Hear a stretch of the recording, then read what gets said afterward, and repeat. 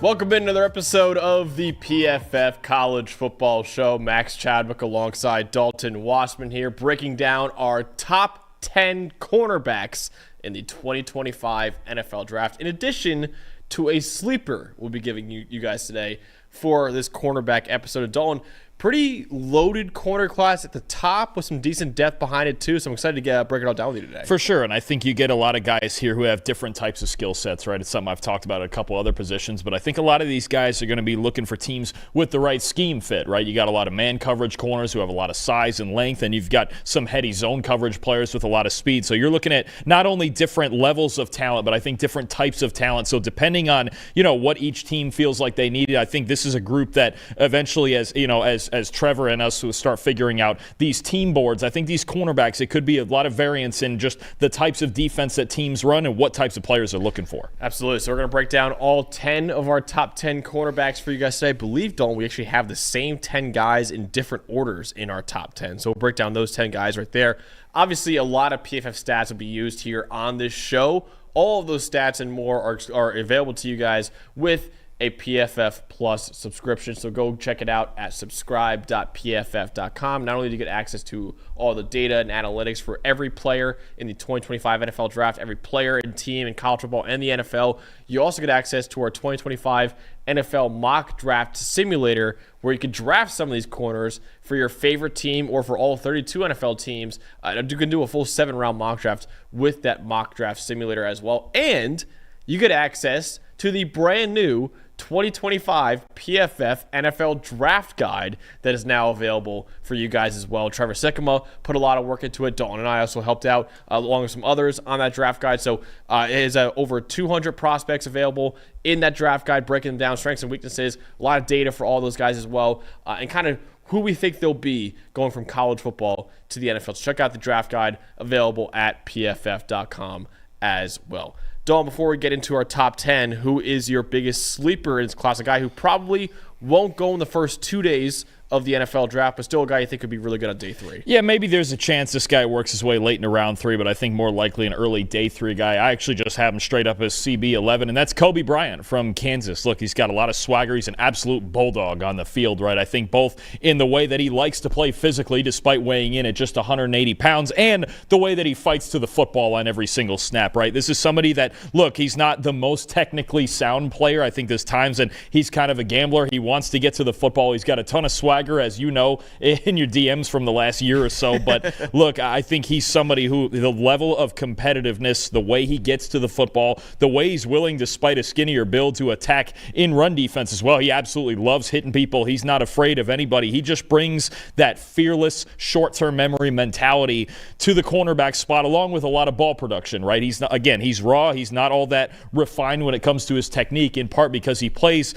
at times a little bit reckless, for sure, but his competitiveness and the way he gets to the football is something you want on every team that you have, right? And I think you're talking about early on special teams. He'd probably be very willing to contribute there. He'll be a depth corner early on. Maybe he can work his way into a starting role. I'm not sure which one of us put it in there, if it was Trevor or somebody else, that there was a comp to Josh Norman in there, who was a day 3 pick and ended up being that same really competitive player who, he carved out a good career for himself, especially in Carolina, right? I think that's what you look for in corners that have just that level of attitude, right? And they're not afraid of anybody. That's Coby Bryant to a T. He's an absolute dog. It's 100% effort every single play. Again, the issues that he has, one, just a skinnier guy, right? So there's certain times, even though he wants to be physical like that, kind of works against him here and there with his build. And the other one, too, is just, again, plays a little bit high in his stance, has to see the ball a little bit better when it comes to, especially in zone coverage, and getting a little bit locked in on his first read in zone coverage. But I think a lot of his issues are coachable. He could be a really nice early day 3 pick, especially with how competitive he is. Definitely. He's actually the lightest cornerback I've scouted so far. I scouted about 20 guys for this video.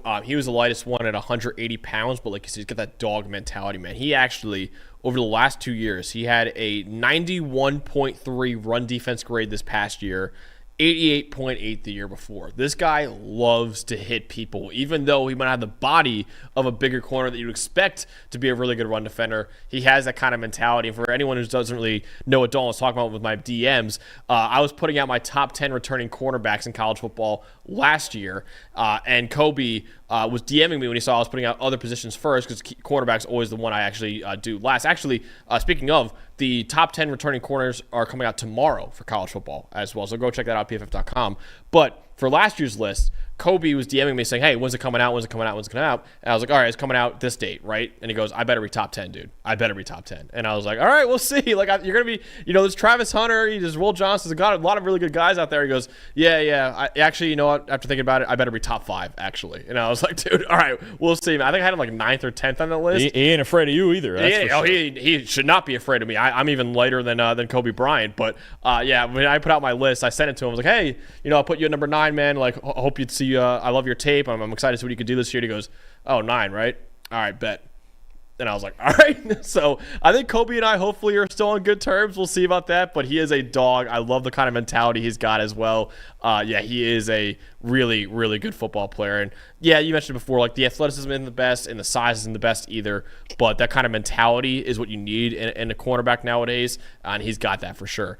My sleeper in this class, my number 11 corner in this class actually, is Dorian Strong from Virginia Tech. I think he's got really good foot speed and really good quickness at the cornerback position. He actually improved a lot as a tackler this past season as well. As a good background as a wide receiver. So he has really good ball skills as well. Over the last 2 years, he's in the 96th percentile in terms of single coverage grade. He can really mirror receivers really well, and he's solid enough in man and zone coverage. Now, like Kobe Bryant, he is a lighter player. He's only 185 pounds right now. You don't really want him in press coverage. I think that's where he kind of struggles sometimes. He's a lot better in off coverage, and he's not really a great athlete despite being undersized as well. He only ran a 4.5 in the 40-yard dash. But for a team that runs a lot of off coverage, whether it be man or zone, Dorian Strong is your guy. I think he's going to be a guy that a lot of teams like on day 3 of the NFL draft for off-coverage teams because he's got the foot speed and the instincts to be good in man or zone coverage. But like I said before, he's not the strongest player. Ironically, even though his last name is Strong, not the strongest player overall. So he's not going to be a great run defender, not going to be a great tackler. And also, you don't really want him in press coverage situations either. So I like Dorian Strong a lot. Again, he's more of a 4th-round guy for me. But he's still my number 11 corner in this class. He's 12. He's right behind Kobe for me. I'm with you. He's a good player, 5-year starter with really consistent production, especially 2023 where he was absolutely lights out. Caught a few breaks on a couple of balls that got away from him for sure. But I think you're talking about a guy at 6'1" with good length. I'm with you. You talk about, I think, some of those cover 3 systems where you talk about like Pete Carroll maybe in Vegas in the defense that he's run for a long time with those bigger corners. I think about maybe a Robert Saleh in San Francisco as somebody who would think about Dorian Strong early on day 3 as that guy with length who gives issues in zone coverage because he can close down those windows, right? So, but I'm with you. The top end speed is a little bit lacking. You mentioned he's a 4.5 guy. He's got to be sound in his technique at all times. And the other thing I actually like about him with that build, and even though he is, like you mentioned, 185 pounds, he's a really good tackler. He's one of the best tacklers in this class. Just 5 missed tackles over the past 3 seasons combined. So I think when you talk about that off cover 3 type corner with length who can shut down those windows, who can look into the backfield and get where he needs to be, I think Dorian Strong is another one. Early on day 3, you have him 11. I have him CB12 right behind Kobe Bryant. I think this is a player who down the line could be a developmental guy who could be a starter in one of those systems eventually. Those are the types of teams I look for. Again, Vegas with Pete Carroll and that defense. I'm thinking about San Francisco, Robert Saleh, the way that even the New York Giants are trying to run their defense. I know they've got starters now in Adebo and Banks, but I think he could be a good guy to have depth in that similar system. Very single high heavy, cover 3 heavy on the outside. So I think Strong is a good player. It's another guy I would look at in round 4. Absolutely. Yeah, I think the run defense issues he has at times are getting off blocks. I think when guys get his hands on him, he's not the best getting off blocks. Like I say, he's not the best in press coverage either. But like I said, he's a pretty good tackler as well. Before we move on to the top 10, though, we got our guy Drake Holiday in the chat right here. And he's talking about a guy that we're not going to talk about today, and that is Noah Williams from California. I watched a little bit of Noah Williams, didn't really go as full of a deep dive as I wanted to do with him, but I noticed he's actually a very strong corner, right? He's a really good run defender, good tackler, and good in press coverage as well. So I like Noah Williams. He's definitely a guy that I think will be probably a 4th-round pick in this class. What do you think about him, though? Not the most consistently shutdown guy when it comes to preventing separation, but there's a couple things that you mentioned that stand out. Good run defender, good in press coverage. He's really tough to separate from if he gets his hands on a receiver at the line of scrimmage. And I think the thing that jumps out the most is the fact that he led the nation in interceptions this year. He's a ball hawk. He's a guy with really good hands who, if it's an off-target throw, he can make you pay for it for sure. He's looking for the football. Again, he's not the most consistently shut down guy, which is why I think he's going to be another early day 3 guy. I've got him at 14 in my rankings. I watched him fully the other day, and I think that's what you look at. The other thing I like with him too, I like him in press, but I don't think like some of these other guys that it necessarily is so locked into he has to be in this scheme. I think he's scheme versatile. I don't know that he has the highest ceiling as far as preventing separation, but a guy who led the league, or who led the country, I should say, in interceptions, I think that's someone you always look out for because he's looking for the football. He's hunting for it. Definitely. It's a great shout out from Drake Holiday there in the chat. As Noah Williams, definitely a guy that we're not going to talk about today, unfortunately, but we just did right there.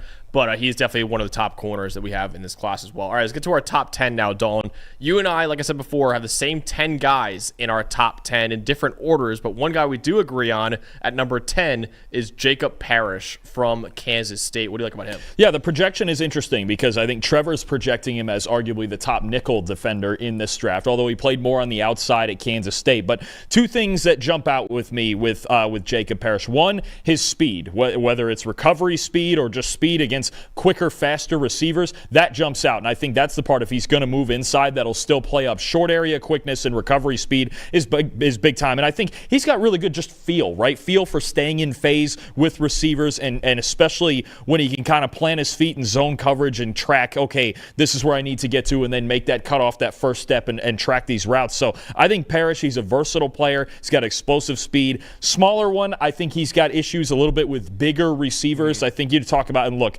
just as an example, let's say against an Iowa State with Jaden Higgins, right? And not a lot of people could cover Jaden Higgins, so it's a little unfair. But that's the type of receiver that gives him issues on the outside that would make you question, okay, should he play on the inside? Should he get away from at least some of those bigger receivers when you're talking about those guys? Because the physicality can be a problem, right? Sometimes, you're talking about big receivers, and then I think in the run game and tackling. Another corner here with not the biggest build. I think he's very sound in coverage, but I think that lack of size is going to make you question, okay, can he play on the outside with some of those big X types, or does he need to move inside and play in there more often where the short area quickness can really help him? Because the last thing I have on him too, tracking on the deep ball can be hard for him. I think he's much better at covering shorter routes, 15 yards and under, kind of getting the jump on him with the footwork that he has, with the 4.3 speed that he has at track speed. I think those are the two things that would concern me, is bigger receivers and deep ball tracking, which could lead to a move inside. Yeah, I think he's probably going to be more of a slot corner in the NFL. And like you said before, he's got all the movement skills you want in a potential slot corner. He ran a 4.35 in the 40-yard dash.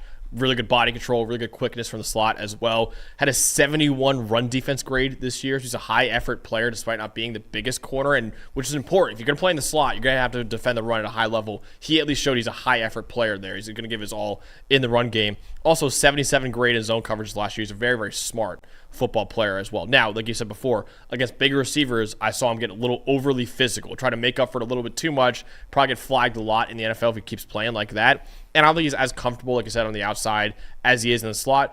And while he does give a lot of effort in the run game, he has had tackling issues throughout his entire career. Kind of dives at the ankles too much for ball carries. But all the athletic traits that you'd want in a potential starting slot corner in the NFL.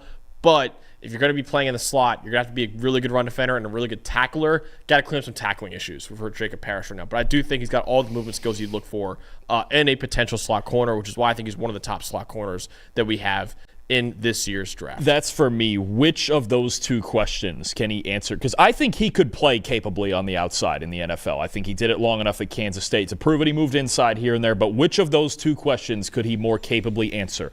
Can you cover bigger receivers on the outside, and can you cover the deep ball on the outside?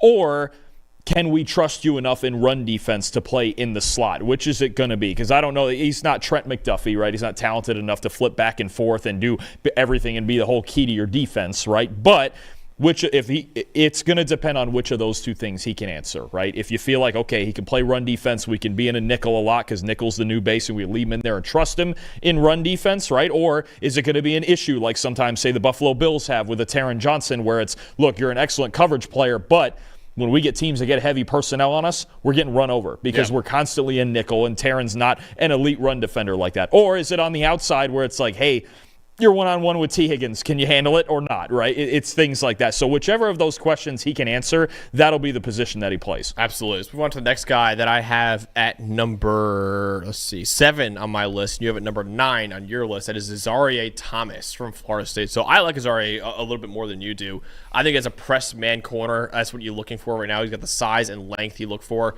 in a press man corner. 6'2", 197 pounds, 32 3/8 inch arms, as well as a good length for the position. Very quick feet at that size. He mirrors receivers really well. He's a natural mover, I thought, as well. Good punch in press coverage, really stalls receivers at the line of scrimmage. And over the last 2 years, has a 23% forced incompletion rate. That is in the 99th percentile of all corners. His length at the catch point is a serious, serious issue for wide receivers. And long speed for some other people has been a question I've seen in scouting reports for Azareye'h Thomas. He hit nearly 23 miles per hour in our GPS tracking. I don't think the long speed is as big of an issue for Azareye'h Thomas as some people make it out to be, honestly. So his weaknesses, I don't think he's the best tackler. He struggles getting off blocks as well, despite being a bigger corner. Not the most explosive player overall. So I think the long speed is pretty good, but it takes him a little while to get up to that long speed. So I don't think the explosiveness is the best for Azareye'h Thomas, but the length, the production you look for in a potential press corner on the outside significantly bothers receivers both at the line of scrimmage with his length and at the catch point with his length. He's a very, very good mover for his size as well. If he can improve in run defense, maybe get a little more explosive and be a little more agile, I think it'd be one of the better corners that we find in this class. I think this group that we're going to talk about 6 through 9 is very much that team board thing that we're trying to put together, and team fit is going to be so massive for these 4 guys that we're about to talk about, including Thomas, because I look at him, and you just mentioned it, the 2 things that jump out are the length. Very long arms can make receivers incredibly uncomfortable in the phone booth, right? It's kind of weird because I don't think I've ever used this term before, but he's almost a phone booth cornerback, right? Where it's like you want him, it's old school, it's press man, it's one-on-one, it's in your face.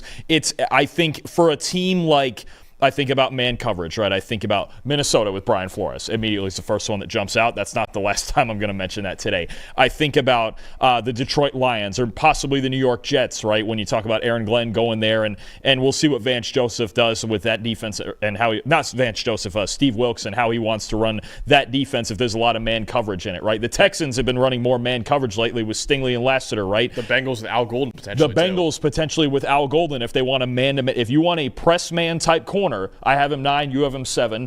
Thomas might be higher. He might be 4 or 5 on this list for you, right, outside of the premier guys in this class, because that's what he does. It's fluid. It's fluid in a phone booth with his change of direction. I think the bigger thing with me, even more than the long speed, is I think in zone coverage and off coverage, got to get his eyes right? Because he's so locked in all the time on winning that matchup, winning my matchup, winning against the one guy. And he's somebody you can attack with certain concept because he gets locked in on that first guy, right? His eyes are too locked in on his first read. He needs to be able to adjust to be able to see it, right? Okay, so if you don't have A+ hip turn and A+ agility, you have to be able to see it ahead of time. And then you can be ahead of it. You can be a half step ahead, and you can be where you need to be on time. But I think that's the part for me where you go, there's just less of those heavy man coverage teams, more so. So, when we talk about, I believe, the next guy that we're going to, then I go, okay, similar builds, different types of players. There are teams where Thomas is going to fit in. I think even if you think about the end of the second round, Azareye'h Thomas, those big, rangy man-to-man corners, those are guys that the Kansas City Chiefs love, right? I think about if he got to the end of the second round, he would fit in there because they love corners with size who can press,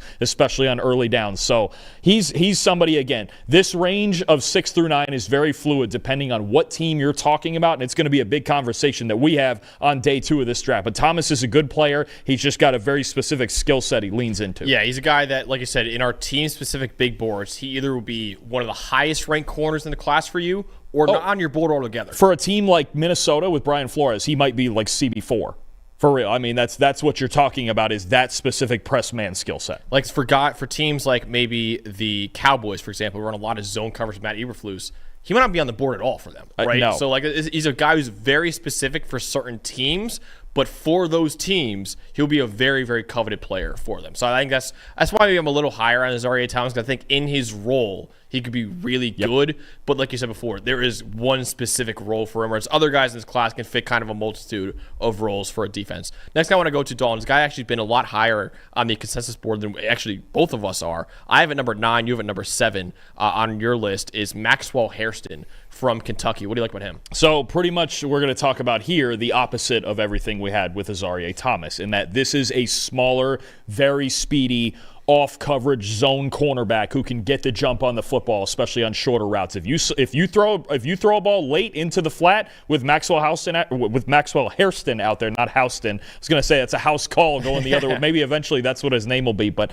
no, Hairston, you see it. You see the quick transitions. Another guy, competitive to the football, but it's different. He operates in zone coverage. So another example where I talk about a team like the LA Rams, who are heavy zone, or maybe in round 2, the Atlanta Falcons and Raheem Morris's defense, where I go, okay, Hairston's going to be higher on their board. Maybe he does go in the mid to late 20s in this draft because of that speed and that skill set in zone coverage. He's got top-notch agility. I mean, his transitions coming out, looking at the football and breaking on routes, especially downhill, really, really good. Now, you're talking about a guy, another lighter player, 183 pounds, not the most physical guy, can leave his feet, can ankle bite a little bit when he's tackling. I think he gets a little bit lost when he's working down the field. Again, deep ball tracking like I talked about with Jacob Parrish. So, Hairston, even probably a guy with his skill set and his speed, if you wanted him to move inside, probably could, considering his footwork and the weight. To me, another guy who's really good at defending those underneath routes, right, and forcing incompletions in the underneath areas of the field. But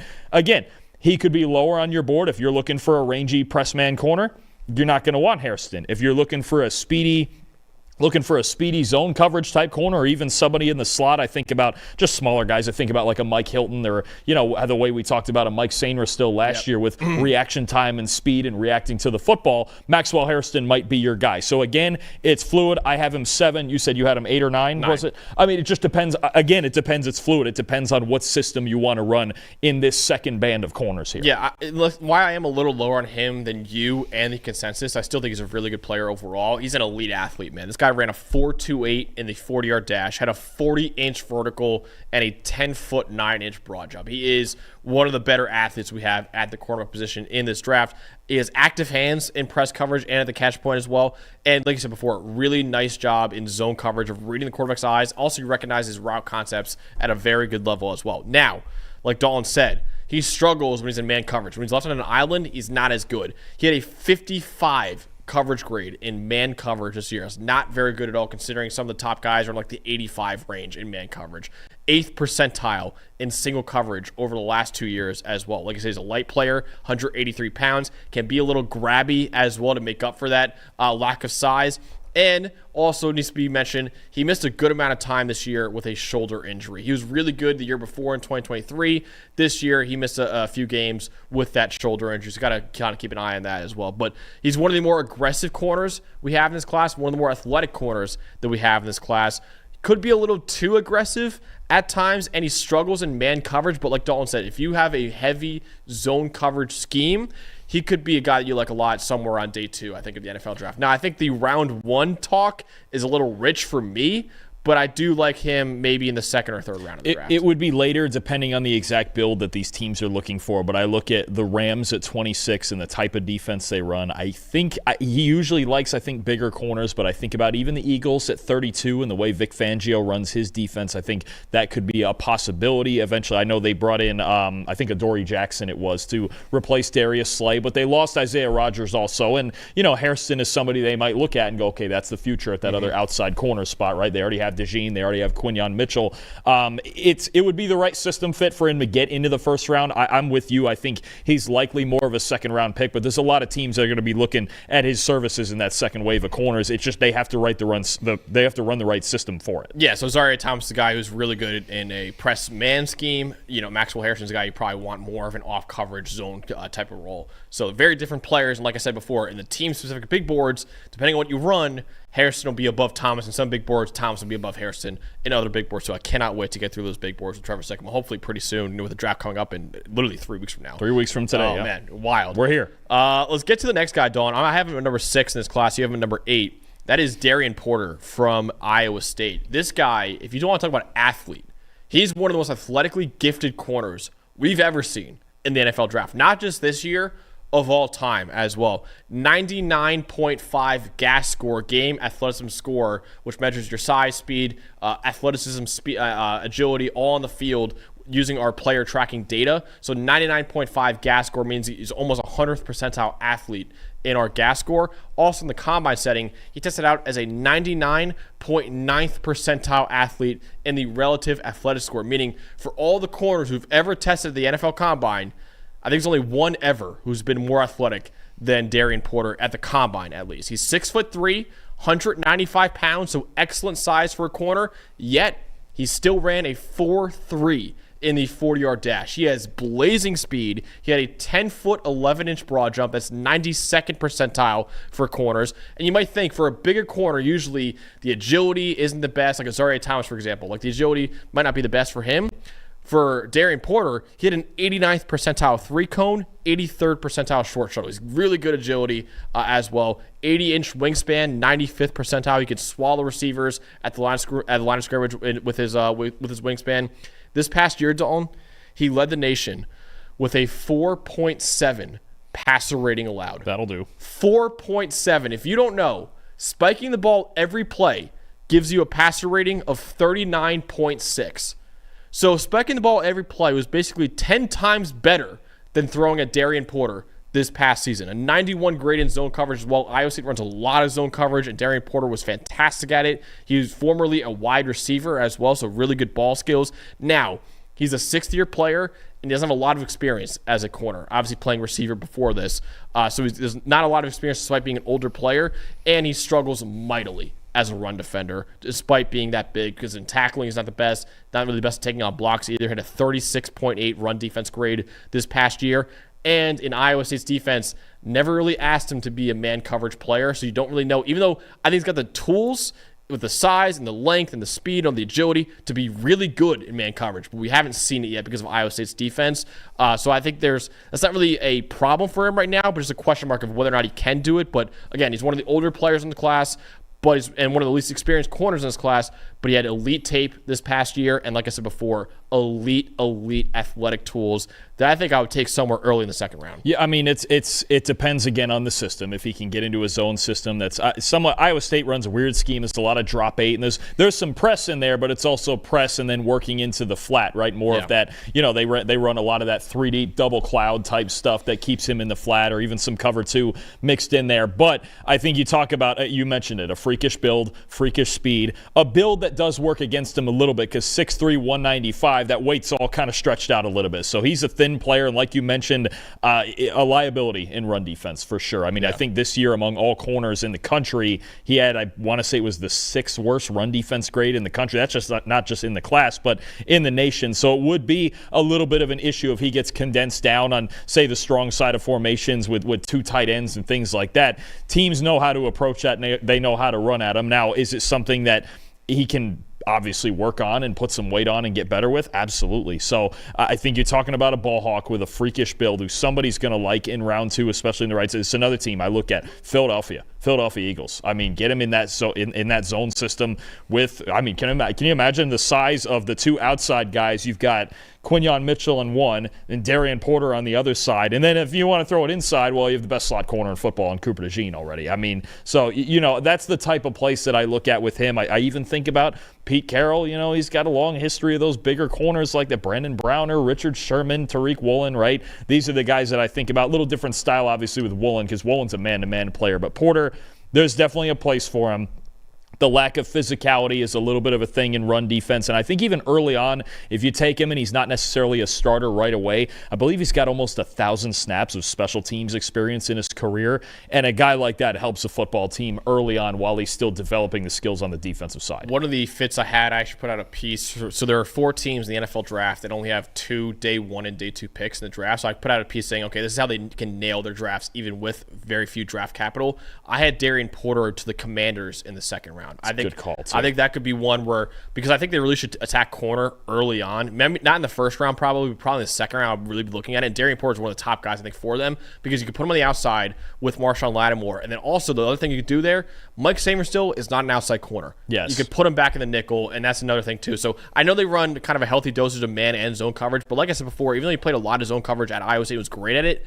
I think he's got the tools to be really good at man coverage. We haven't seen it yet. And mentioning Pete Carroll in the Seattle days, we have to remember that's Dan Quinn in the Seattle days too. That's always the type of corners that he liked generally, is the guys with size who cut off, even if he's going to run cover 3 and go heavy with the Seattle 3 like that. A guy with those long arms and that speed that can cut down those windows. That's exactly what Darien Porter is looking to do. Yeah, and you look at where he's number 63 on the consensus board. I believe the Commanders had the 56th pick. So I think you get an edge in round 1 and then Darien Porter in round 2. Like I said, only 2 picks in the first 2 days for the Commanders, but that's how you can nail those 2 picks right James there. Pierce Jr., Darien Porter. Dude, that's nailing the draft you could do that's a worse. Max Chadwick draft right if there. You have an edge and corner needs in this draft, and you end up with those 2 guys in the first 2 rounds. Plus you got Laramie Tunsil and Debo and with trades and things like. I mean, you're looking pretty good if you're Washington, even better than you are right now. So no, it's certainly. I think he's going to be for a lot of teams a high priority guy in the second round. Absolutely, yeah. Darien Porter, my number 6 corner in the draft. Big fan of him. Dawn has him at number 8 in this class. Dawn, a guy you have at number 6 in this class, and I have at number 8, is Shavon Revel from East Carolina. What are you looking at him?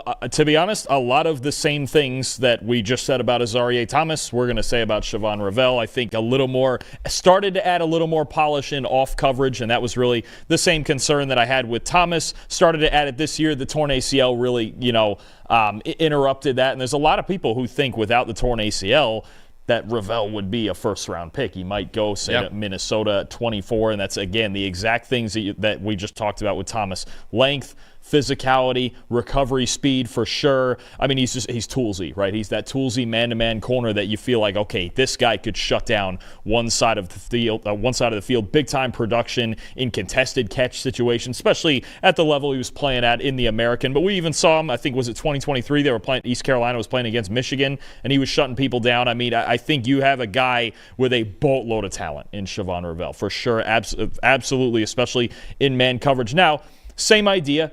Plays kind of tall, high pad level, needs still a little bit more of an improved feel in off coverage and zone coverage. And I think there's certain times his eyes are a little bit caught between the quarterback and the receiver and what he should be concentrating on and when to pull the trigger and just get to the football. But I think, to me, I know Tariq Woolen's a comp that's been brought up. I think it's what we have in the draft guide. I do think also he's not quite as big as Woolen. He's built very similarly to Joey Porter Jr. Yeah. I think that could be also a solid comp. And again, you talk about that locked in press man, talented, toolsy corner. I think somewhere between Porter and Woolen is where Shavon Revel really, that's the type of player he is, right? And Woolen went way later because he was at UTSA, and he's certainly a gambler to the football, but he's really good in man coverage. I think in that range, Porter went with what? Was he the first pick of the second round? Yes, he was, yeah.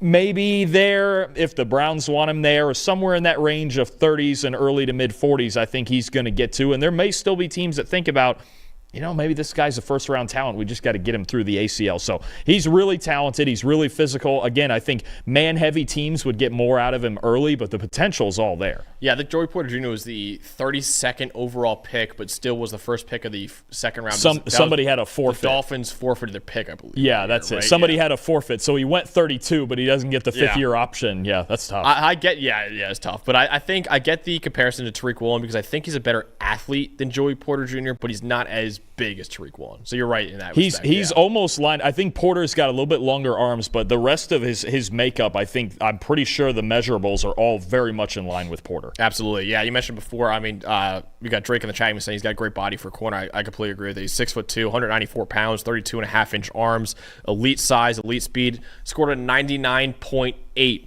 in our gas score as well. So like I said, he unfortunately won't get any metrics from the combine or his pro day because he is recovering from that torn ACL, but make no mistake, he is an elite athlete at corner as well. Hit nearly 22 miles per hour on our GPS tracking on the field as well. So he's a blazing fast corner.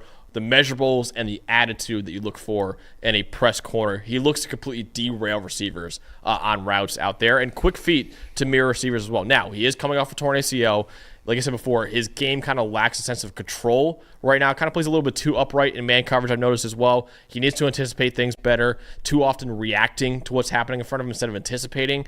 And only 1 year of starting experience, and that came in the American Athletic Conference as well. So it will be a big jump in competition for him going from the American Athletic Conference at East Carolina to playing in the NFL. But all of the physical tools that you would look for in a press man corner between size, speed, and length, he's got it, man. And it's why I can see why teams would think about him in the first round of this draft. Now, he still needs some seasoning before we could deliver on that first round hype, but he has a really, really high ceiling because of those physical tools as well. So big fan of Shavon Revel, and unfortunately for him, that torn ACL might be keeping him from going in the first round of the draft like a lot of people thought he could be. I think you made a great point about the inexperience. Only 880 total defensive snaps in his career in his 3 years at East Carolina. I think that's something. Patience is something that could pay off here with Revel between the injury and the inexperience. And again, just teaching him, like these other guys, and even the next guy we're going to talk about, I'm going to say the same thing, is teaching him that feel in off coverage, in zone coverage to really diversify what he can do.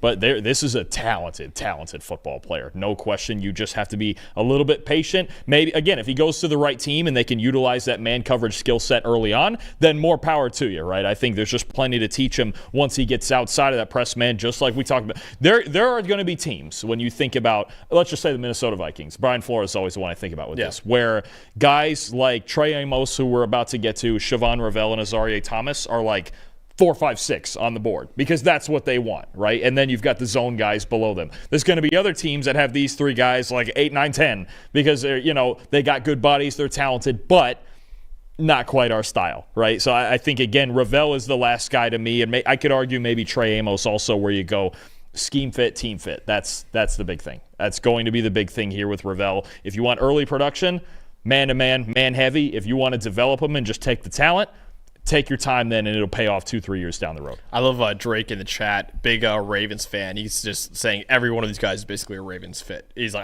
I think Revel would be a really fun player for the Ravens. That would be fun. Him and Nate Wiggins on the outside long term would be fun to watch. Keep him in purple, man. Keep him in purple. Yeah. And you make a good point too. You even mentioned this. Von Revel's a pretty good tackler at corner. Yes, well. Very aggressive player. I love the mentality that he plays with. So yeah, him in maybe the second round of the Ravens would be a dream. That's what Drake is saying in the chat right there. So, Dalton, we actually have a little bit different orders for our 6 through 10, even though we have the same players in 6 through 10. We have the same exact top 5 corners in this class. Yeah, it does feel real. Let's go to our number 5, our collective number 5 here. That is Trey Amos from Ole Miss. He is a versatile player. Man and zone coverage. Had a 75 grade in man this past year, 79 grade in zone coverage as well. So he's a very, very good zone coverage defender. Good build, 6'1", 195 pounds with strong movement skills as well. Really, really good instincts, I think. Strong run defender with an 81 run defense grade this past season. He likes to get physical with receivers as well. He was a productive player at Alabama and very good at Ole Miss as well. So he really is productive at 2 different schools in the SEC. Good enough speed. I know it's kind of a question mark for some people with him. He ran a 4.43 in the 40-yard dash. So definitely good enough speed for someone of his size, and a 99th percentile forced incompletion rate over the last 3 years of college football as well. He really finds a way to the football. Now, the negatives with him, not the most explosive player overall, only a 12th percentile vertical jump at 32.5 inches. Wasn't the best week for him at the Senior Bowl either when we were down there in Mobile. And not always the most decisive player, and he could stand to improve his discipline a little bit as well. But Trey Amos is just a solid all-around corner. I think this guy can work in almost any scheme. He is very clean tape overall, high floor in any scheme. Does not quite have the ceiling, I don't think, of other corners in this class, but like I said, he's a high-floor player who I think is very versatile. Yeah, I think it's a lot like Shavon Revel, where you think about what he could be able to do, both man and zone. I still think he looks a little more comfortable in press coverage with the body type and the length that he has, but the zone coverage prowess have gotten a little bit better each season. This year at Ole Miss, like you mentioned, really peaked on that front, and adding that balance to his game is big time. I think he still plays a little bit high, and you mentioned not being explosive. I think for him translates to being a little bit slow out of his transitions, those first steps when he's trying to make his breaks out of his back pedal. But you're talking about a guy, you're right, who can do a lot of different things. Again, very well built to play press man. The length gives receivers issues. And I think just somebody, a corner like this who can attack the football, right? And an experienced player who knows what he's doing in all aspects and attacks the football. 10 pass breakups and 3 interceptions this year alone. And you talk about, I think that's kind of the tiebreaker for him between him and Revel, the ball production and the experience. I just mentioned Revel only 880 snaps in his career. Trey Amos has almost 2,500, and he's well taught. He played well at Louisiana for 3 years. He was good at Alabama, but he couldn't find the field as much playing behind Kool-Aid McKinstry and Terrion Arnold, that stack group of corners that they had there. And then Nick Saban retires, and he decides to make a change and go somewhere and start. Obviously that Ole Miss defense was spectacular. How many guys have we mentioned from that defense already in these position rankings? But no, I think Amos is a solid player, a little more scheme versatile right now than a couple of the guys we've had behind him that I've said similar things about, Revel and Thomas. I think you're talking about late first, early second round with Trey Amos. And again, I think I would prefer early on that he play a little more man-to-man coverage, but it's in there. He can do a little bit of both, and I think he's just got to fix his stance, fix the back pedal a little bit, and get out a little bit quicker. Drake Holiday also said, "Great Raven, Trey Amos." Yeah. He wants all the corners. I got nothing. I love it. We sure that's not just Gordon's burner? That might be Gordon. Yeah, Gordon probably you think it's Gordon's burner? Yeah. Just everybody, every corner is a good Raven. I mean, they've had a lot of them over the years, haven't they? I mean, yeah. I don't know if Gordon's going to want to be in the chat right now. They were still kind of mad at me for my article today, ranking the top 10 quarterbacks that everyone was eligible in this year's draft. Go check it out at pff.com. There's some hot takes in there. I think you did a decent job. Yeah. I don't know if Twitter agrees with that. We could argue. That. Twitter never agrees with anything. I don't worry about that. Let's get to our number 4 guy in this class. A guy that I think, Dalton, you and I are still very high on, and people should not forget about in this class. That is Benjamin Morrison, the cornerback from Notre Dame. He was a guy, Dalton, that we had as our number 2 corner in the nation heading into the year behind Will Johnson. Unfortunately, injuries kind of hampered him this past year, but still, he has elite tape for over his 3 years. Yeah. We kind of have to explain this a little bit because he's not going to be the 4th corner drafted. No. But if we know he's healthy, big if, especially when you're talking about a hip surgery, that's big stuff. If he's healthy, I think this is clearly probably the spot for him, is the 4th best corner and a potential top 25 player in this draft. He's so smooth in coverage. I mean, you talk about just a technician back there at Notre Dame, a team that plays a lot of man coverage. He's not as big as some of these other press man corners we've talked about, but he's got the best technique out of the ones we've talked about so far. Works to get to the receiver's hands when he can't get his eyes back to the quarterback. When he can't find the football, find the hands, and there's very few guys in this class better at that than Morrison. Now, he's not all that physical. Obviously, the injury is a concern, and that I think what you talk about when we're putting this list together of who are the most talented guys, who are the best players versus where they will get drafted, it is different because the injury might knock Morrison down to 8 or 9 on some people's boards if they're concerned with it. I'm with you. I'm going talent alone here. I think his style. I think Kamari Lassiter was a little more physical at Georgia when it came to tackling, even though it wasn't A+, but his style reminds me a lot of Kamari Lassiter. And I'd say last year I had him CB6 in last year's draft, and he had a very, very good rookie season. I think that's the type of player that you're talking about, a guy who can play in any coverage, especially in man coverage, is not afraid of anybody, who can get to the football, who knows how to get his eyes to the football or to the receiver's hands when it's those contested situations. So Ben Morrison, top 25 talent. Injury situation could bump him to the 2nd or maybe, who knows, maybe even the early 3rd round, depending. The medicals are obviously huge, but on talent alone, I think he's a top 4 corner in this class. I'm with that. On talent alone, I think he is in the grouping with the next 3 we're talking about here. I think he's in that mix, and you could put him anywhere, I think, in that mix. Actually, Dalton, we have our guy Drake in the chat. He was saying if that hip is 100%, Ben Morrison is my CB1 in this draft. I don't know if I'll go that high, but considering the guy at the top that we have, but I don't hate it though, and I appreciate Drake. We know Drake's a big ball knower here. We came into the season, right, and this was even before Travis Hunter just had a ridiculous year at corner. But you mentioned it, him and Will Johnson. It was 1A, 1B.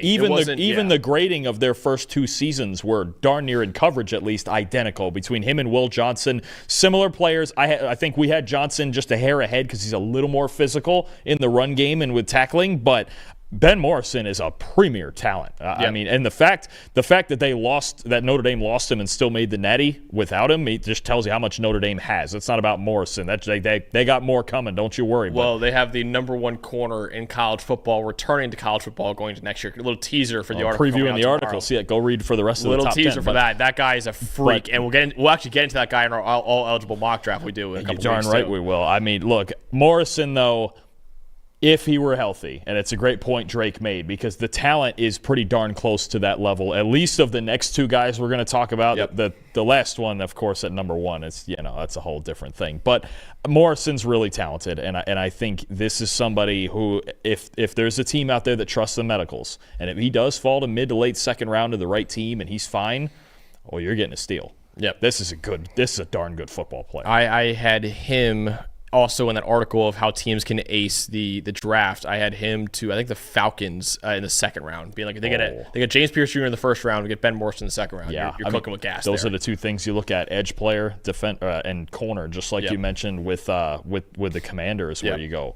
That's the two things, and sometimes you have to take a risk like that. And it might work, it might not. It's less of a risk in the second round. Again, is Morrison going to be the fourth corner drafted? Probably not. I would highly doubt it. He's CB8 consensus board right now. That might be the case when it comes to where he's getting mocked and where he actually 48 goes. Overall, and we might be and that 48 would be in the low to mid 20s if we knew he was healthy. Yeah, I don't have any top question 20. about that. Honestly, I think no question. I think this class, if he was fully healthy, he would be in the top 15 to 20 range with the next three guys that we're talking about are in right now. But just kind of remind you guys how good Ben Morrison was over his first 2 years of college football.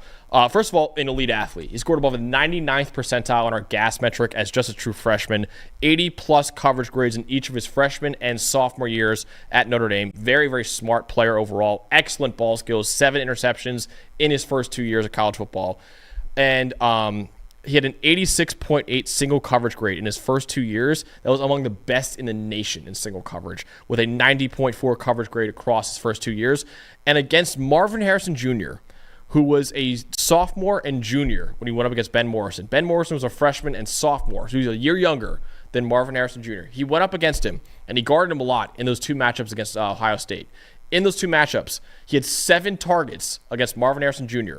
On those 7 targets, 2 catches allowed, 3 forced incompletions.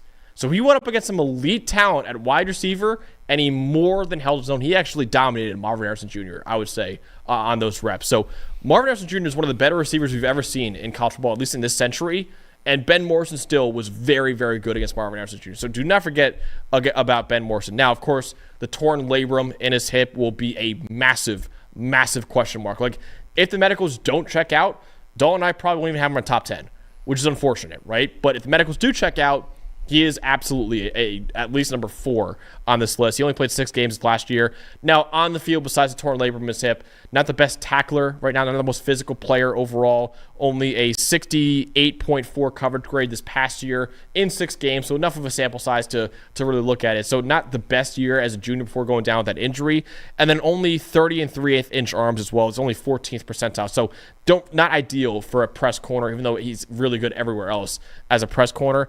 Again, not the strongest player overall in the class in terms of run defense or getting off blocks. But if he stayed fully healthy, I really do think this guy would be a top 20 pick, like Travis Hunter, like Will Johnson, like Jahdae Barron. He would be in that classification of those corners if he stayed fully healthy. Instead, what I think he will be, if the hip checks out, he'll be one of the biggest steals of the 2025 NFL draft because of how good he was in his first 2 years of college football. Again, big if that hip checks out. It's a big, big if. But if it does check out, you get him in the mid-second round, you're getting a top 20 talent in the mid-second round. So he'd be one of the bigger steals that we have in the draft. So we're both huge fans of Ben Morrison. Do not forget about that guy because he is absolutely a stud, and just hopefully the hip injury can check out for him.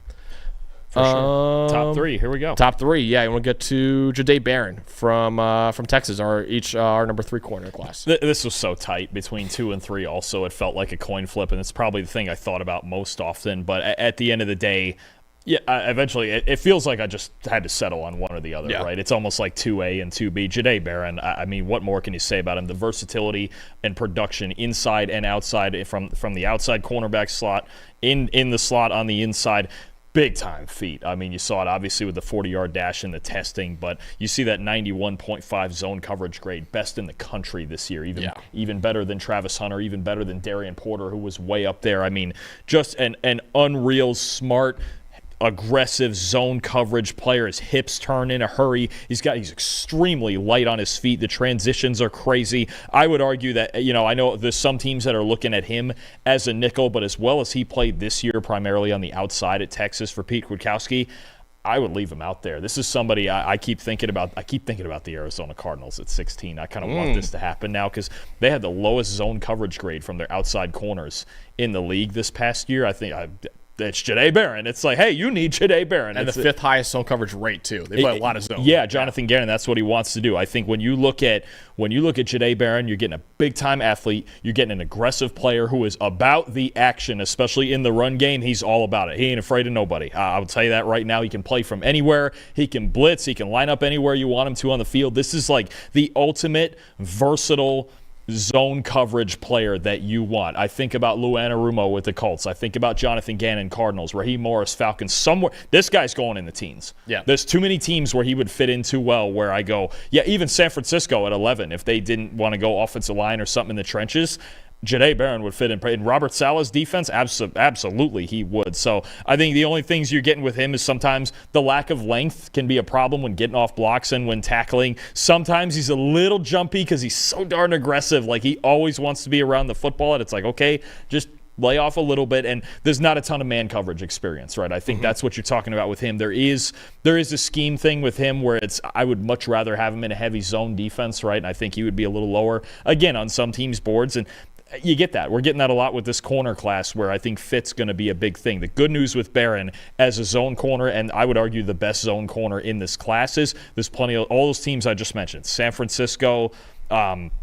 Indianapolis with Lou Anarumo now, Atlanta, Arizona with Jonathan Gannon. If for any reason he were to drop into the 20s or even late teens to somewhere there's a trade-up spot, boy, put him in L.A. with the Rams and watch what happens. I mean, teams like that, even Sean McDermott and the Bills, if they want to get aggressive, if they can get jumpy and make a trade up, I think he'd be a perfect fit in a lot of places. And again, if a team wanted to use him as a nickel, he's got so much experience in the slot that I'd go ahead, and it would still be worthy of a first-round pick. I think you're going to see an evolution of that when it comes to drafting. If you have an elite slot player, he should go in the first round. Because even last year, there was no reason Cooper DeJean should have fell to the second round. Zero reason at all. And then he became the highest-graded corner in football in his first year.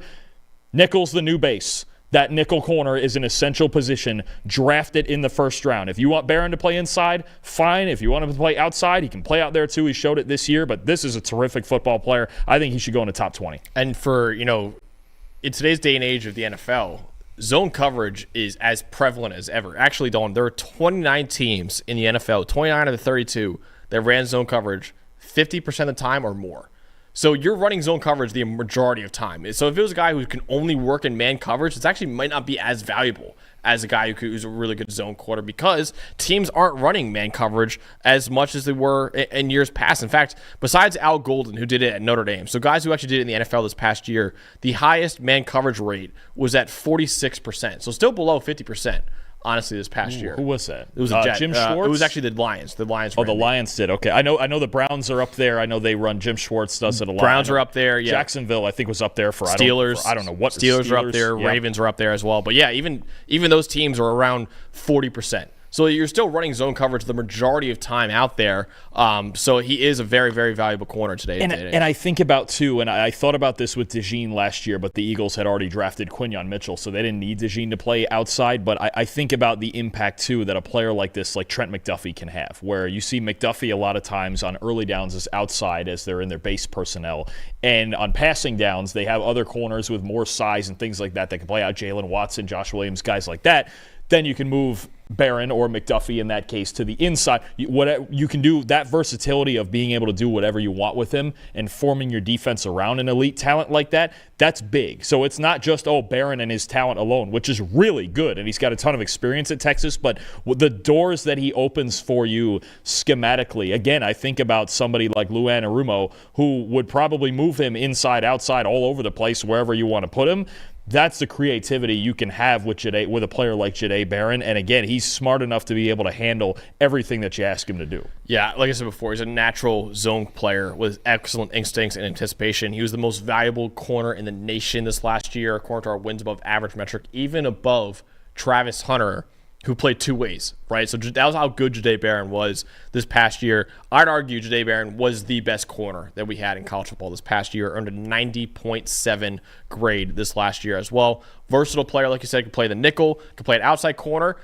Even if you want him at safety, he could do it. I really do think he could be a decent enough safety out there too. He's just a player that he can do it all. Yeah. And he has experience at safety, and he started Texas at safety his first couple of years. I mean, this is somebody who you just add as a piece to your deep. I mean, you think about that in the sense of you go, okay, Tyrann Mathieu. Yeah. You think about somebody like that where you go, he's playing the slot, out whatever, in the safety. Now he's a great safety as he's gotten older. Maybe he transitions back to safety when he gets a little bit older into his second and third contract, right? But the fact that all those possibilities are on the table with Barron as kind of this like joker piece on the defense, I think it's a player that if you have any sort of need at corner at all in one of those systems, whether it's outside, inside, or wherever, you take Barron and you go, I'll figure it out as we go. I'll start getting on the whiteboard and figuring out how to use this guy. Yeah, very versatile player. Better athlete than even I expected him to be. He ran a 4.39 in the 40-yard dash at the combine as well. Really good run defender, can beat blocks, and is a strong tackler overall. Now, like Dalton said, he's not as comfortable flipping his hips in man coverage. Only his arms are 29 and 5/8 inches. That is in the third percentile for corners. So you kind of want him in an off coverage role, not in a press coverage role. He played a lot of off coverage at Texas this last year. And the one thing I'll say too, only 1 year of truly elite tape at Texas. Was more of a really good, solid player for the Longhorns in his 4 years before that. But I will say, this is the first year he really played primarily on the outside. Before, like Dalton said, he played as safety, played in the slot a lot more. This year, in his fifth year of college football, he played on the outside, and he was the best corner in college football this past year with it. So I think he's the most versatile corner that we have in this year's draft. He could line up anywhere in the secondary and succeed.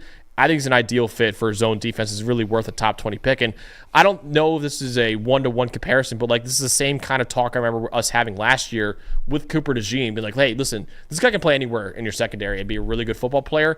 I feel the same way about Jahdae Barron this year. He's a player that fits in anywhere. Yeah. That's going to be, we've gotten from 4 through 10 and beyond, where we've talked about a lot of players already, and we're going to talk about a lot of players who, can they land on the right team? I don't necessarily think that's the case with Barron. I think he can work a lot of places. Like you mentioned it, not a ton of experience in man coverage, but it's not a ton of pure man coverage teams like that anyway. So DeJean played a lot of off coverage at Iowa too. He never really played right. They were in quarters like crazy at Iowa. So I mean, it's a darn good football player that you add to your starting 11 and you run with it. That might be my comp actually now that I'm thinking about for DeJean.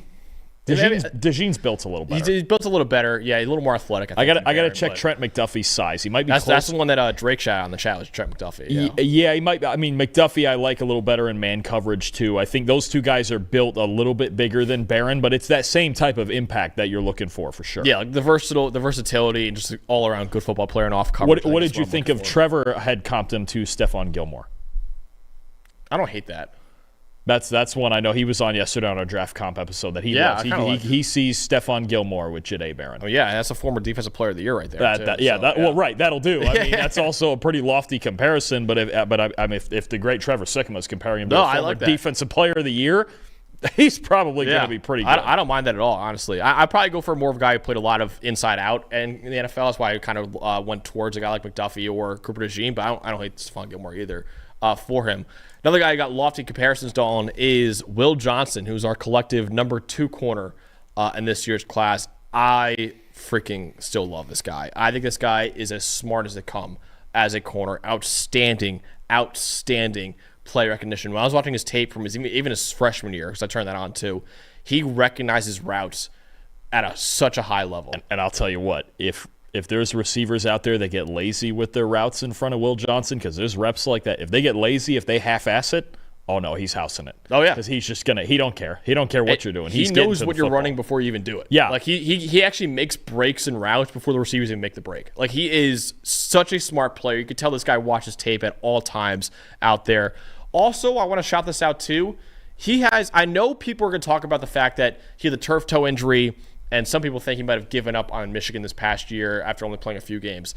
He still gives his all when he's out there. There's one play I want to shout out specifically.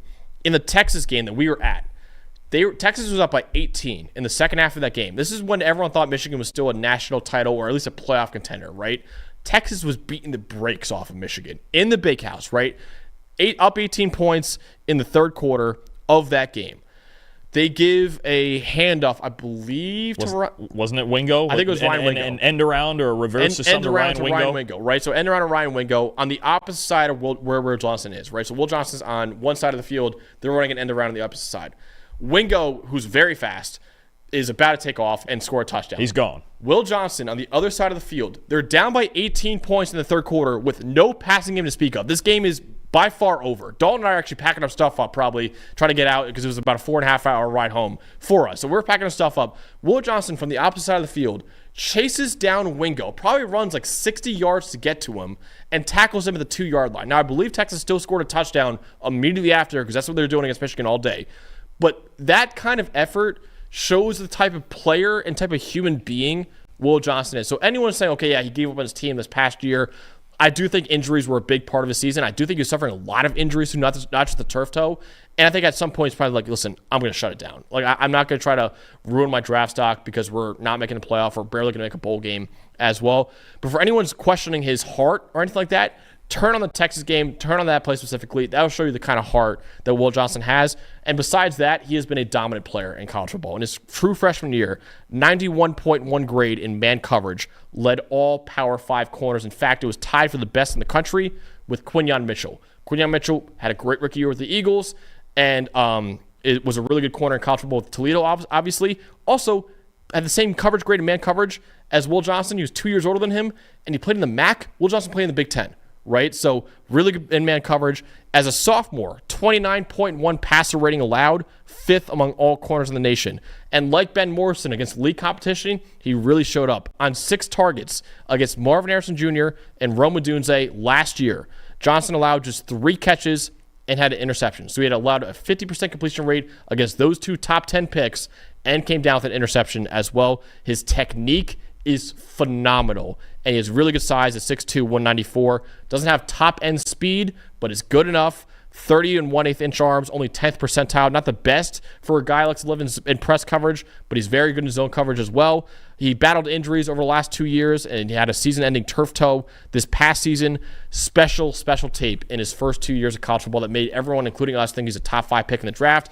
But he was severely limited by injuries this past year before completely shutting down. Again, he's not an elite athlete, but his technique and his route recognition and and how smart he is since his freshman year has been phenomenal. High floor player, can work in any scheme. And Dawn, my first year of really scouting players is the 2021 draft, and I remember scouting Pat Surtain and saying, this guy just gets it, man. The IQ and the technique is so freaking good.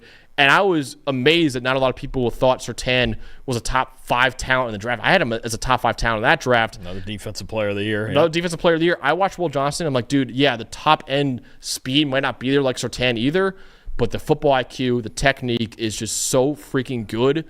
That's why my comp is Pat Surtain, even though it's very lofty. Yeah, I think when you talk about the concern, number one is the injuries. Because even in 2023, and he was still really good, you could tell, I forget which leg was bothering him, but you could tell he had a harder time cutting off that one than the other one. And this year, the annoying lower body injuries kind of lingered with him in 2024. But still a really good year, and you mentioned it. If he doesn't have A-plus speed, okay, he's got B to B-plus speed, and sometimes vertically, that can get him into some challenges with certain guys who are absolute blazers, right? But when you talk about a guy who can make up for that very slight lack of speed, the technique and the ability to get ahead and make those reads and run routes before the receivers do, it's such an advantage, right? This is as smooth a technician at cornerback as we have out of any player in this class. I'm with you. I mean, as long as the health concerns aren't a huge issue, it's a top 15 player, if not higher. Right? Yeah. I mean, I think it's just everything that you want in a corner. 6'2",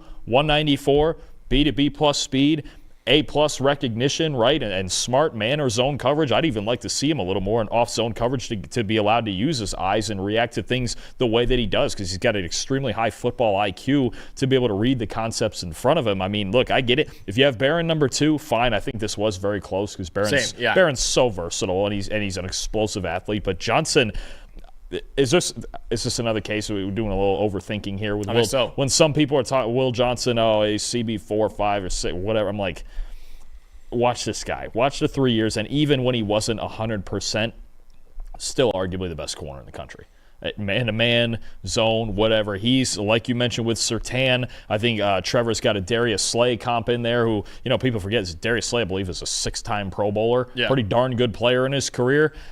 I think you're talking about you're getting a starting potential CB1 in Will Johnson, and it just has to be. And again, another one, I think that's where you get to the top of the line here with these corners. Scheme don't matter. No. He can work. Again, if he's another one. If Jonathan Gannon wanted him at 16 in his defense, sure. If there's somebody, if I don't think Dallas, they're pretty loaded at corner. I don't care. Any of those teams in the top 20, Will Johnson's going to make their football team better. I think if he stays healthy, which that is, for me, the biggest question with him right now, because injuries have bothered him for 2 years in a row now. But if he stays healthy, I think he's going to be a top 10 to 15 corner in the NFL. Yeah, I agree with that. I mean, again, it's just I think he's a guy that coaches are going to love because even for the slight bit of speed that he doesn't have A-plus speed, okay, fine. He's got enough. He's a good enough technician, and he's got a high enough football IQ to make up that extra step that somebody might have on him in a 40-yard dash. He can get ahead of it and make that up and be just fine. No, that's a great way to put it because I think his physical speed, like you said, is a BB plus. His mental speed is an A plus plus, and that makes up for a lot right there. I'd actually rather have that guy than a guy who can run a 4.2, right? But it doesn't have the anticipation that Will Johnson has. And he makes you work, and you can tell on some breakups and even the interception against Marvin Harrison that you mentioned, I think in the 2023 game. On the slant route, yeah. On the slant. That's what, if you get in any way lazy on your routes at all against Will Johnson, if you have that thing where, I don't think I'm getting the ball this, and I'm going to 3/4 this route, Will Johnson's going to make you pay for it. Yeah. That's exactly what, if you play down to his speed, you're going to have a rough day. You better be 110 every single route because you're not going to get that many opportunities. The amount of times I've seen receivers have to play defense on Will Johnson because he has more of a right to the football than they do because he legitimately runs their route better than they do because he's that smart of a player. It's crazy, man. Honestly, it's crazy. That's again, Will Johnson, I haven't put together my final big board yet, but I think it's going to be somewhere in the top 10, at worst top 15. I mean, absolutely at worst top 15. So I think Will Johnson's still a special talent overall. But the number one corner in this year's draft, is, of course, Travis Hunter. He was your number one wide receiver in the draft. Why is he your number one corner in the draft? I mean, we run out of things to say about Travis Hunter, but it's just freakish. I mean, this is the one where you just go like, not only is he one of the most physically gifted players we've ever seen, he takes it out to corner, and he's got terrific technique out there too. Whether it's, the first thing that jumps out of all of the things that jump out with Travis Hunter, and obviously this comes in part from being a receiver in the hands and the ball skills, but the level of awareness to the foot, the level of ball awareness is ridiculous. You just mentioned with Johnson, who's very good at it.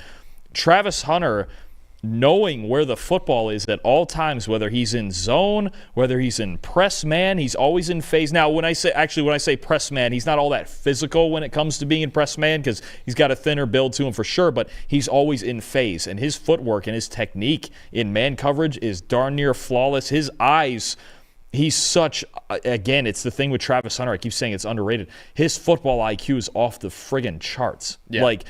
I think he takes what he knows about offense and route concepts, and he brings it with him on defense. And he's incredibly smart. And the fact that he's that good an athlete that always knows where the football is at all times, and again, that same thing, even if he can't find the football, fine, get to the hands and find a way to break it up. I mean, he does legitimately. I said the same thing at receiver. I think he could be a number one receiver in the league. But at corner, if he played corner full time, he might be the best corner in the league. You're on that. You mentioned Surtain or Sauce Gardner or it's Derek Stingley.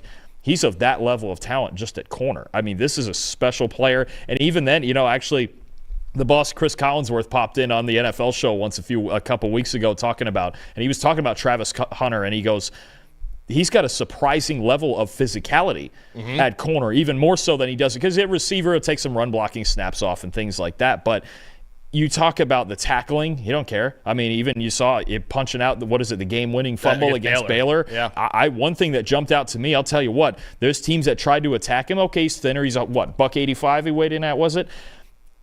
And when teams try to throw screens at him. Oh, my God, no. Yeah. No, I mean, you talk about getting off blocks and working through screens and making TFLs happen on screens outside. Yeah, don't throw screens at Travis Hunter either. That's not going to work. You'd think he's just because, he's skinny out there and all he wants to do is fly to the football and cover it. Nah, he's an absolute dog when it comes to blowing up screens and doing that sort of thing. So I think, look, he could be a little more physical in press, although his technique is so darn good that he could just win with his feet in college. We'll see how that goes in the NFL. Got to want it a little more in run defense, although I get it. I'm sure there were people telling him, hey, take it off the gas. You're playing 150 snaps. You're playing 140 snaps today.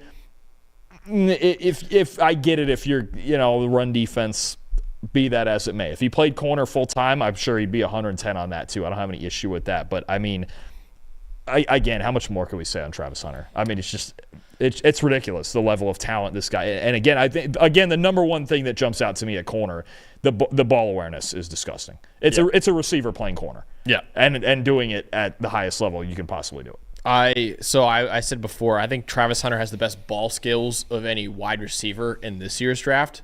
So what that means is he has the best ball skills I think I've ever seen at corner, ever. I don't think I've ever seen a corner with this high amount of ball skills that Travis Hunter has. The catches he makes are outrageous. You could only talk about, I think as far as his ball skills go, especially at corner, you can only talk about Hall of Famers. Trevor Compton to Champ Bailey. Yeah. I mean, that's like a Charles Woodson or something like that. That level of guy when you talk about it. Just, he's one of there's a handful of players in this class at the top of every class. There's certain plays I watch him, especially, I just start laughing. Yeah. I go, what do you want me to evaluate here? Look at him. It's like, that's where it's at now. It's just like, yeah, that's number 12 out there. That's what he's going to do. It's insane. And I know people, at this point, there's probably some people that have the fatigue on Travis Hunter. We're 3 weeks away from it being done, and he's going to go wherever he goes in the top 5. But there's very few talents that we've seen, like, if any. I mean, especially the two-way bit. But he's legitimately, you could argue, the best receiver and the best corner in this draft. It's ridiculous. Yeah, his ball skills are outstanding. Another guy I want to shout out for the ball skills, kind of another one, old schooler one, is Brent Grimes. I remember had unreal ball skills, too. It's fantastic. Yeah. Falcons, Dolphins, right? Yeah, Dolphins. I remember the one-hander against Calvin Johnson he had. It was just crazy. Yeah. So that's another guy, too. But, dude, out of college, I've never seen a corner with this amount of ball skills that Travis Hunter has. Special instincts, like Dalton said already, in zone coverage. He recognizes route concepts like Will Johnson at an elite level. He baits quarterbacks into throws, kind of like his coach, Deion Sanders, did when he was playing.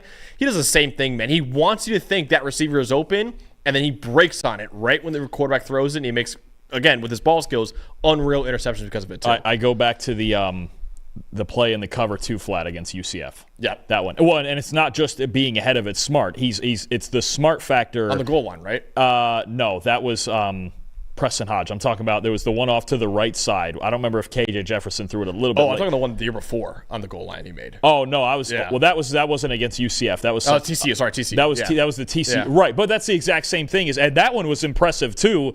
The fact that I remember off the top of my head is ridiculous because they were in man down on like the 3 or 4 yard line, and I think he had pointed to somebody inside to make a switch because that route was coming from somebody inside that wasn't his man, and he had to switch it off and pass off his man down on the goal line. So often it happens in the red zone, and then get back out to it and to make that play. It's just it's ridiculous. Again, it's just Travis Hunter is on a different level of athlete, combining it with the football IQ, and he even talked about at the Combine how much film he studies on his own. That's what he does. He goes, listen, I play 2 positions. I got to catch up on the film when I'm at the house. I don't have time to mess around and not know what I'm doing out there because I will get torched. And as much as I have to do physically, I have to be that ready for it mentally as well. Yeah, he had an 83 grade in man coverage as well. Athletic traits to mirror receivers in press coverage. And actually, a lot of times in press coverage, he doesn't actually try to jam the receiver at the line of scrimmage. He just has a foot speed to just match them. Like, he's not even trying to get his hands on the receiver. He just kind of just matches what they do. That's how crazy of an athlete Travis Hunter is. His wingspan, though, is in the 67th percentile, so he has very long arms as well.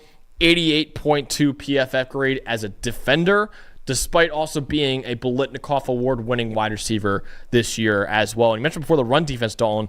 He's a willing run defender, and it would be completely understandable if he didn't give a shit in run defense, right? But instead, he had a 79 run defense grade this past year and the game-winning forced fumble on the goal line against Baylor. Again, for a guy who's playing the amount of snaps he's playing, it would be completely understandable if you say, hey, just worry about being a coverage player and a receiver. Do not worry about blocking. Do not worry about playing run defense. He does both. This guy is an incredible, incredible football player all around. He does not care. It's not unlike he doesn't care if he's not getting the ball on the play as on offense or if he's not getting targeted on defense. He's giving his all on every play despite playing every single play of football as well. Now, some of the negatives is very, very minute for him. He's a lighter player. He's only 188 pounds, had some issues with injuries throughout his career, although they're more kind of freak injuries. And he has some missteps in press man coverage, and sometimes goes big play hunting a little bit too much in man coverage, which Drake Holiday mentioned in the chat. He kind of gave up some touchdowns in coverage before. Sometimes it's a case of that, where he's kind of going big play hunting there. But yeah, sure. He is the best football player, hands down, I think, in this year's draft. And I think, honestly, and I'm not trying to be hyperbolic here, he's one of the best football players I've ever seen come out of college football, honestly, because of how good he is two ways. Dalton has him as wide receiver 1 and CB1 in the draft. I have him as wide receiver 2 and CB1 in the draft as well. That's how ridiculous of a player he is. If he's just a corner, he has an all-pro ceiling with his ball skills and his instincts, both in man and zone coverage, being absolutely phenomenal. I love the Champ Bailey comp. I think it's one of the only ones you could even do, honestly. He's a special player, man. And honestly, Dalton, the more I think about it, Cleveland at number 2, because I think Cam Ward is going to be the number 1 overall pick this year. I cannot, in good conscience, take any other non-quarterback in this draft over Travis Hunter. So I know Abdul Carter's great. If I'm Cleveland at number 2, I'm sprinting the card in for Travis Hunter. It sure feels like they're going to take Carter, doesn't it? 3 weeks out. But, yep. I mean, so if you're New York, then I would do the same thing. Take Travis Hunter. The last thing I'll say with Hunter as a corner, the only corner in the country this year, top 10 in both man and zone coverage grade. I mean, we've talked a lot about scheme fits and all that. It doesn't matter with him. It just doesn't. Some players are so talented. Any of the 32 teams, any of them, doesn't matter. I even get why. Eventually, they're going to take Cam Ward, and we know they are. But, even Brian Callahan was saying the other day for Tennessee, well, the door is not completely shut. Now, we're pretty sure they're taking a quarterback. Yeah. But he had mentioned Ward and Shedeur, the 2 quarterbacks, but he also mentioned Carter, and he mentioned Travis Hunter. And he goes, we have to go through this process because these are special football players. And Hunter, you don't get much more of a special talent than him at the very top of the draft. That's going to be the most fun part. 1, to break it all down on both sides again, and 2, just to speculate wherever he goes.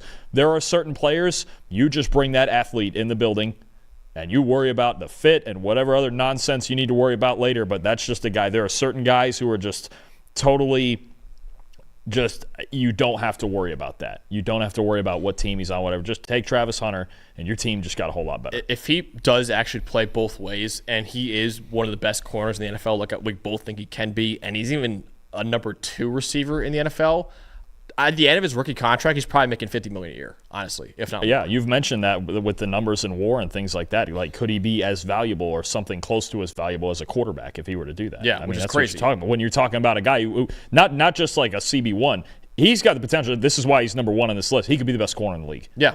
He could be the best corner in the whole league. And also be a number 1 or 2 receiver for a team as well if he plays both, which is just crazy. And if he does both, like I said before, I mean, that is well worth probably the most valuable non-quarterback in the NFL and probably making at least over $40 billion a year, if not $50 million a year as well. So that wraps up our top 10 corners in the 2025 NFL Draft. We have one more position ranking to get you guys. That's our top 10 safeties that are coming out next week. Is a very, very good safety class. I'm excited to break it down with you, Dalton. Next week, got more mock drafts in the coming as well. In the next few weeks are all eligible. Mock draft coming out very soon where we're doing a mock draft, but 2025, 2026, and 2027 prospects are eligible to be picked. So Arch Manning, Jeremiah Smith, guys like that go into this year's draft with guys like Travis Hunter and Cam Ward.